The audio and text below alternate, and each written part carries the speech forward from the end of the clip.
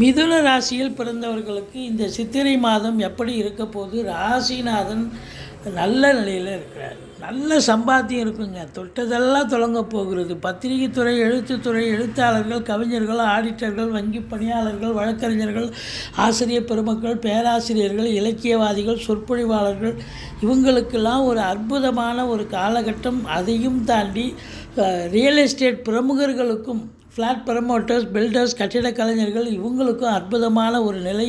நிதித்துறை, நீதித்துறையில் பணியாற்றுபவர்களுக்கும் சரி, வெளிநாட்டு சம்பந்தம், அதாவது உள்நாட்டு வாணிபம், வெளிநாட்டு வாணிபம், ஏற்றுமதி இறக்குமதியாளர்கள், ஷேர் மார்க்கெட்டில் இன்வெஸ்ட் பண்ணுறவங்க, ஸ்பெக்குலேஷன் பண்ணுறவங்க எல்லோருக்குமே சிறப்பான காலகட்டம்.